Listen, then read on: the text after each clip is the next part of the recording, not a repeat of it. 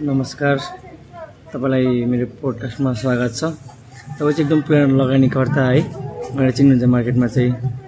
तपाईले ट्रेडिङ गर्दै चाहिँ राम्रै घाटा पनि गर्नुभयो अरे, भन्ने मार्केटमा हल्ला छ। घाटा गरेर चाहिँ घर गरेर बेच्नुभयो अरे भन्ने चाहिँ एकदम मार्केटमा नि हल्ला छ।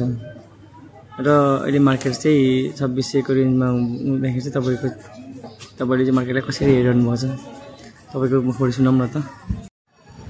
धन्यवाद बसन्तजी, तपाईले आफ्नो प्रोडक्टमा मलाई बोलाउनु भयो, त्यसको लागि तपाईलाई धन्यवाद छ। मैले चाहिँ एबीसी र बीसीएमा दुईटामा लगानी गरेको थिएँ। त्यसमा चाहिँ मैले 2200 मा किनेर 1000 मा बेचेर मैले राम्रै घाटा खाएँ, जसले गर्दा चाहिँ मेरो चाहिँ एउटा घर र दुईटा घडी गयो।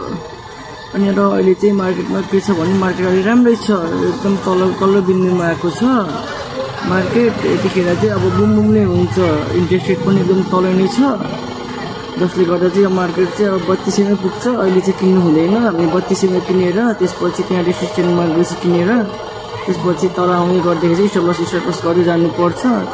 मार्केट चाहिँ मैले एकदम राम्रो देखेको छु। यतिको चाहिँ चाहे नै 3200 कटेर पनि 5000 पुग्छ जस्तो हामीलाई लागिरहेछ है।